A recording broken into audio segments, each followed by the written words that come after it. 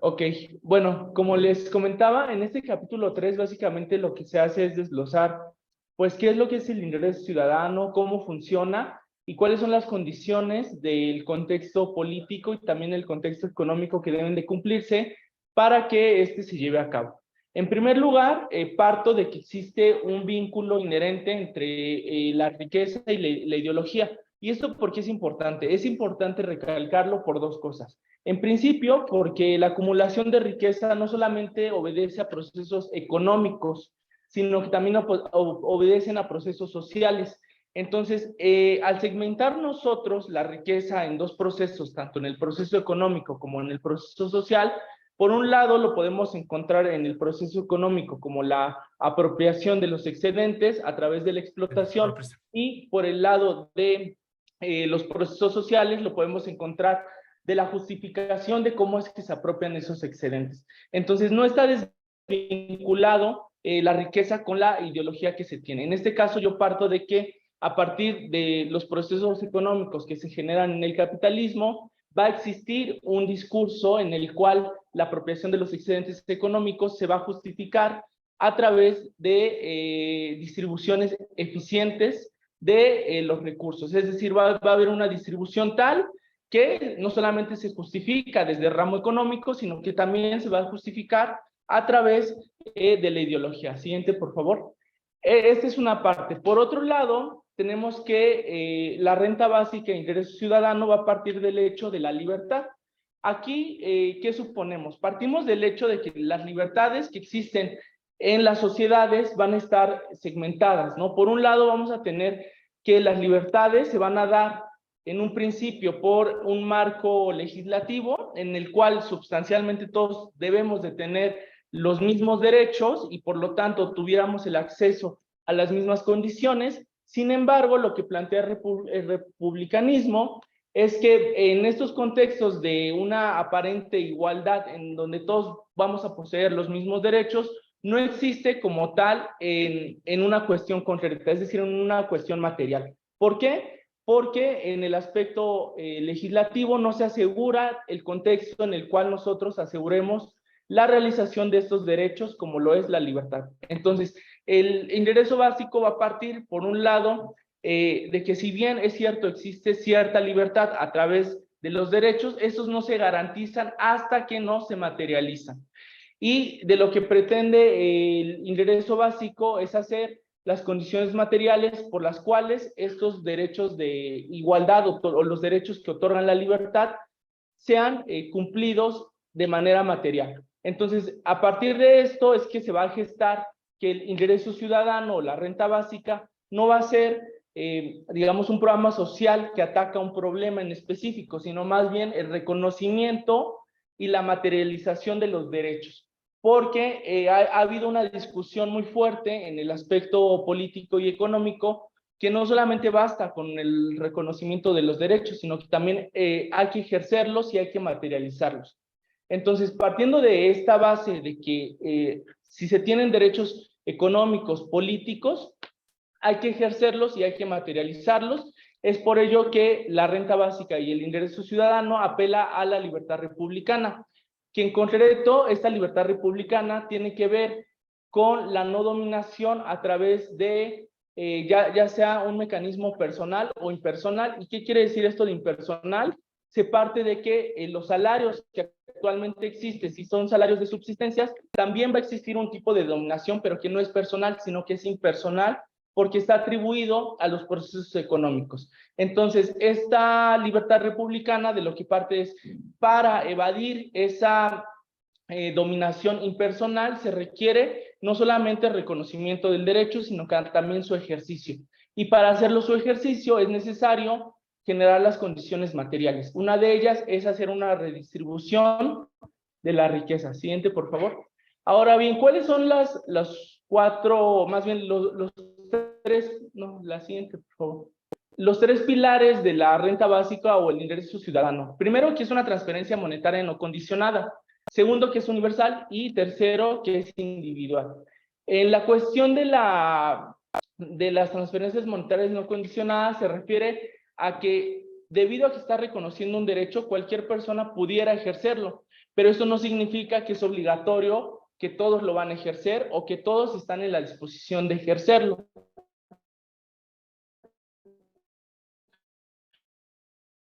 Sino que más bien existe, digamos, esta no condición para la universidad, que todo mundo va a tener derecho a ejercerlo, siempre y cuando se cumpla la condición de ciudadanía.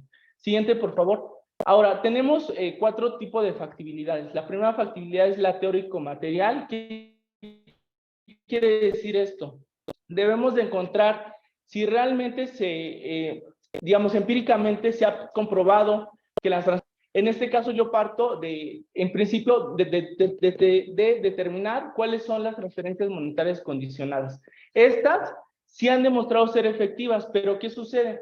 Lo que pasa con las transferencias monetarias condicionadas es que buscan incrementar el capital humano y a través de ello delegan los problemas al mercado de trabajo. ¿Qué quiere decir esto? Cuando se hacen transferencias monetarias condicionadas, no se está tocando los procesos económicos, sino que más bien lo que se está haciendo es incrementar el capital humano para que una vez que se tenga el nivel de capital humano adecuado, sea incorporado al mercado laboral. Pero esto no garantiza un bienestar, porque si bien el mercado laboral puede tener distintos salarios, hay algunos en los cuales se pueden incorporar las personas que no son suficientes para producir el bienestar de una persona, el cual depende mucho de sus preferencias. Siguiente, por favor. Entonces, ¿qué otra cosa tenemos? De las transferencias no condicionadas, lo que han demostrado diversos experimentos es que sus efectos son diversos y no controlados. Y esto se debe a que no tienen, a diferencia de las transferencias condicionadas, a pesar de que tienen un objetivo específico, no pueden controlar el flujo de efectivo o de dinero que se está ejerciendo sobre los beneficiarios, y esto hace que los efectos sean muy dispersos. En la tesis hablo de 2 experimentos que se hacen en África. En un principio en Kenia, pues se dio esta transferencia y lo que se quería era elevar los niveles de educación. En una transferencia no condicionada, lo que pasó es que eso no ocurrió, pero se redujeron los índices de matrimonio y de embarazo. En cambio, en las transferencias condicionadas sí pasó lo que debía de ocurrir, es decir, incrementar la tasa de matriculación de los estudiantes. Entonces, estos experimentos empíricos lo que nos han demostrado es que las transferencias no condicionadas no producen efectos directamente sobre las personas, sino más bien lo van a producir a través del contexto en el cual se están moviendo las personas. Esto es muy difícil de controlar porque debido a que la transferencia no se enfoca hacia un ámbito específico de las personas, pues el efecto es múltiple y es muy difícil de medir y de controlar. Siguiente, por favor. Entonces vamos a tener que en este tipo de factibilidad teórica material, por un lado, el ingreso básico no es factible en la cuestión de la medición, pero lo es en cuanto que puede generar ciertos beneficios, pero que estos deben de estar bien acotados sobre el contexto, no tanto sobre la persona. Ahora vamos hacia la universalidad, sobre la focalización. En este sentido, la universalidad parte del reconocimiento de los derechos, ¿no? Como ya bien lo había mencionado. Aquí sí se tiene una base, porque las instituciones en la mayor parte del mundo sí reconocen los derechos humanos. Entonces, aquí sí existe la posibilidad de generar una ley de ingreso básico que lo reconozca a través de la universalidad por ser un derecho humano que ya debe de estar reconocido. Siguiente, por favor. En cuanto a la factibilidad práctica, ¿qué quiere decir esto? Bueno, vamos a seguir partiendo de las diferencias de las transferencias no condicionadas y las condicionadas. Aquí lo que podemos ver en esta gráfica es que cuál va a ser o cuál podría ser el efecto de una transferencia condicionada con respecto a una no condicionada. En la condicionada lo que se busca, que es la línea naranja, es que los beneficiarios lleguen a cierto punto de ingreso. Entonces, eso es lo que busca mantenerse hasta que se incorpore el beneficiario al mercado laboral. Una vez que lo ha hecho, este ingreso puede ser superior o menor, pero eso dependerá del salario. Lo que se busca principalmente es que sea superior a esa línea naranja. Sin embargo, digamos, a través de esto lo que podemos ver es que esa línea puede ir tendiendo hacia abajo, es decir, más pegada hacia la línea naranja o hacia arriba, dependiendo de cómo es que se coloque el beneficiario en el mercado de trabajo. Entonces, en este sentido, lo que se trata de hacer de las transferencias, el efecto que va a producir las transferencias condicionadas es la incorporación al mercado laboral de los beneficiarios. Siguiente, por favor. En cambio, el efecto que se va a tener de una renta básica o un ingreso ciudadano es distinto. ¿Por qué? Si vemos, la línea naranja representa ese mínimo de subsistencia.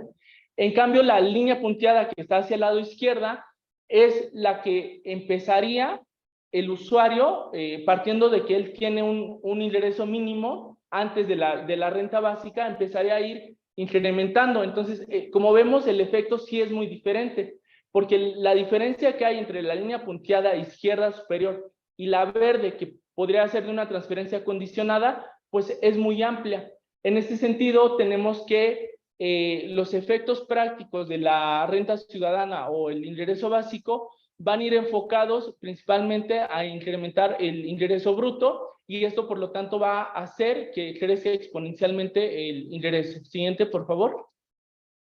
Finalmente, con la factibilidad reproductiva. Aquí partimos de una idea de economía de salarios, es decir, vamos a partir de la idea de que esta renta ciudadana, este ingreso básico, lo que intenta es estimular el consumo, y esto va a tener un efecto sobre la demanda efectiva. Entonces, en la parte teórica, con lo que se refiere a la reproducción de los procesos económicos, sí está sustentada por los supuestos de Keynes en cuanto a la demanda efectiva, de que podemos, a través del consumo, ir estimulando la producción, ¿no? Entonces, en este sentido, no vamos a tener, digamos, algún efecto sobre la reproducción de las condiciones económicas, sino que, al contrario, se pueden seguir conservando siempre y cuando exista una redistribución. Y bueno, hasta aquí sería todo lo del capítulo 3. Esto lo hice con base en las observaciones que me hicieron mis lectoras y algunos comentarios que me hicieron mis compañeros lectores, que también en este capítulo no estaba completado todavía. A la fecha ya se concluyó y se realizaron las observaciones pertinentes. Y bueno, pues les agradezco mucho su tiempo y muchas gracias. Muchísimas gracias. Le vamos a dar la palabra al estudiante lector, Laura Montiel. No, está bien. Sí, adelante. Gracias. No, el primer mes de trabajo lo recibí como no tenía índice. Su trabajo tenía un panorama general de la investigación. Entonces eso dificulta hacer comentarios a toda la obra porque no tengo panorama general, me faltan capítulos. Lo que recibí, que fueron el 1, 2 y 3. De entrada el tema está abierto, es relevante, pero quizá el título no es de... El título quizá debería estar enfocado en la renta universal, más que en el asunto de la riqueza, porque por lo que estoy observando aquí, te estás enfocando en la renta universal como una manera, ¿verdad?, de definir y acercarte al fenómeno de la riqueza. Por otro lado, creo que ahorita esos 3 capítulos todavía están en la discusión. O sea, yo todavía, por ejemplo, eso que estabas mostrando ahí, ya lo han hecho gentes como Esther Duflo. En Poor Economics, ellos hicieron un trabajo así. Tuvieron a Esther Duflo y su esposa. Incluso el trabajo que se refiere a es justamente el Esther Duflo que estaba publicado hace un mes anterior, y un pequeño resumen de 10 años. Ese trabajo fue de su tesis doctoral, ¿verdad? Junto con Banerjee, sí, su esposo. Y ahí ellos logran hacer estas mediciones. Yo creo que vale la pena, aunque el enfoque es diferente, porque pues, ahí estamos hablando de gente del MIT.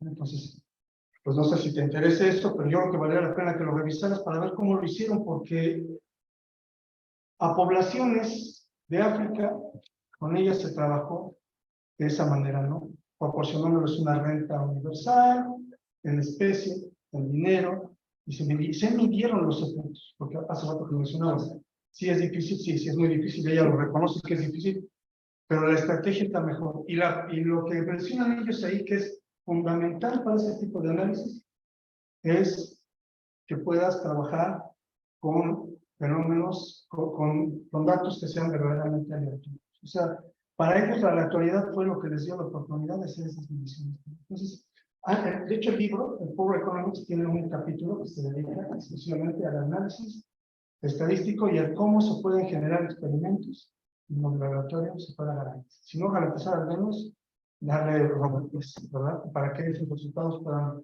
también ser sólidos. Entonces, yo te recomiendo que lo vieras. El libro cuesta como unos 400 pesos. Está digital incluso en Amazon, no lo puedes conseguir digital, o lo pides físicamente. Yo lo tengo, pero no me deja Amazon distribuirlo, sino ese problema te lo pasaba. Pero vale la pena que lo veas, ¿no? Yo creo que el tema es relevante, pero sí, estando en economía, pues sí, hay que ponerle esa parte de medir, ¿no? No siempre es econometría, ¿verdad? No siempre va a ser econometría, pero podría haber algo como lo que hicieron ellos, ¿no? Y medir algunas elasticidades, ¿verdad? Y considerar qué sucede con la renta universal, a lo mejor mirarlo como un bien de qué tipo, ¿no? A lo mejor hay que deshacerse un poquito del lado heterodoxo y acercarte un poco más al otro lado y hacer una mezcla, ¿no? A ver qué sale, ¿no? Eso es lo que yo pienso. Sí, sería todo. Sí, muchas gracias. Muchísimas gracias. Tenemos dos doctoras especializadas. Son la doctora Carmelina Ruiz Alarcón, que se disculpó, Sí, y de la doctora Gabriela Pérez, aún no tenemos su evaluación. ok. En cuanto las tengamos, Sí, las igual fue pasamos. por los tiempos, Sí. me habían comentado que no les era posible ajustarse. Sí. Entonces, yo también quiero hacer un comentario, tal Sí. vez va más o menos de la mano de lo que dice Fabián, pero tal vez te puede servir el enfoque de microsimulación de Espadaro.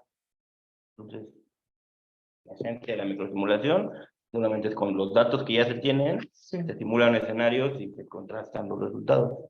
Entonces, ese también podría ayudar un poco. Y pues tenemos tiempo, o si quieres hacer réplicas o Sí, justo alguien quiere comentar algo. con la cuestión de los datos, lo que estaba pensando hacer es, en principio, como se trata de una cuestión muy controversial porque implica un alto financiamiento, ¿no? El problema aquí que muchos me han comentado es, bueno, ¿y cómo lo vas a financiar, no? Si la idea es cobrarle impuestos más a los ricos, o más bien que los ricos empiecen a pagar impuestos, pues eso va a generar evidentemente una fricción. Por el lado empresarial tenemos que, pues hemos visto que en los últimos fenómenos, quienes han encabezado, los que no quieren las reformas, quienes lo han encabezado es el sector empresarial. Entonces, por un lado, ese es el primer conflicto, ¿no? El segundo es determinar cuál va a ser la cuantía que se les va a cobrar, ¿no? Y para esto lo que quiero hacer es tomar datos específicamente de la Ciudad de México e ir determinando cuáles son los montos de riqueza que existen, porque el SAT sí tiene, digamos, tú puedes declarar siempre tu riqueza, pero esta riqueza no tiene un impuesto. Entonces, a pesar de que sí existe este registro, lo que se debe de calcular es a partir de esta riqueza declarada, cuánto es lo que se puede calcular. Y digamos, ahorita estoy en la cuestión de obtener datos, porque debido a que son datos sensibles, pues me ha costado trabajo mantener comunicación ahí con el SAT, específicamente para ver sus bases de datos, ¿no? Y la cuestión de la experimentación, pues sí, me parece bastante relevante, específicamente, pues, Esther Duflo, pues sí hace cuasi experimentos en donde empieza a ver esta cuestión de la aleatoriedad y evidentemente, pues, brinda una robustez los resultados que está dando. Aquí la cuestión sería ver de qué manera yo puedo generar, a lo mejor no un experimento, pero sí ver qué programas públicos cumplen con características de renta básica y cuáles han sido sus resultados. Entonces, lo que estoy apegándome es a eso, encontrar el programa que cumple con más características de renta básica y cuáles han sido sus resultados. Que en este caso es las pensiones universales de adultos mayores y los estímulos a las personas discapacitadas, que también son universales e incondicionales. Entonces, lo que quiero hacer es, a partir de esos dos programas, encontrar cuáles han sido los efectos y determinar las comparaciones. Eso sería todo. ¿Y no vas a usar la NIC? ¿Mandé? Ah, justo, también partir de eso, pero para la cuestión de determinar cuál sería el monto. Toda esa información viene en la NIC. Ajá. Sí. ¿Alguien quiere hacer un comentario? Sí, adelante. Gracias. Yo primero quisiera brevemente resumir las observaciones que envió la doctora Cristina Ruiz, que está con nosotros, que es la doctora. En resumen, señala lo siguiente. El estudiante de doctorado desarrolla de manera consistente el problema de investigación, así que un marco conceptual amplio y fundamentado en la revisión extensa de la literatura. Asimismo, ya es posible distinguir los primeros aportes resultados de la revisión crítica. Yo quisiera comentar que me parece que, si bien es un avance considerable que César ha hecho en materia teórica, por supuesto ahorita estamos en ese inicio, ¿no? de hacer la revisión empírica y poder pues determinar en principio qué datos hay, la metodología para hacer esa revisión empírica y todo el procedimiento a seguir, ¿no? Entonces, pues son bienvenidas todas las experiencias. Ahora que comentaba César el tema de la selección de estos programas que están revisando cuestiones de cómo se otorgan ciertos montos de recursos, y señalaba el programa, el programa de pensión para adultos mayores y ahora el programa para el bienestar de las personas adultas mayores. Hay otra encuesta que elabora el INEGI junto con la Universidad de Texas, la NACER, y bueno, esa encuesta es útil porque a lo mejor nada más para este núcleo de población, porque como se entrevista a las mismas personas cada 5 años, y son exactamente las mismas personas, entonces eso quizá nos puede dar la posibilidad de evaluar cómo estaban en una situación antes de recibir un programa, y si igual después de recibir el programa, ¿no? Eso puede ayudarnos. Nada más, muchísimas gracias. Muchísimas gracias. Tenemos un par de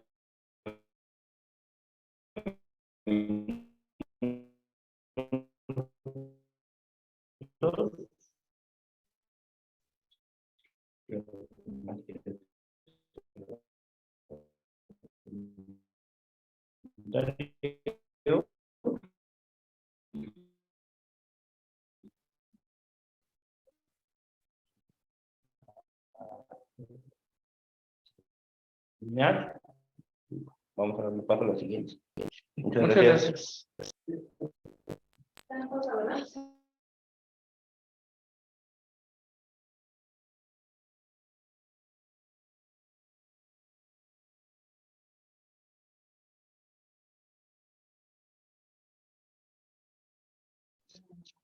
Ahí va. Me dijo qué pasó con Eva. Ah, sí, con el café. Ah, sí,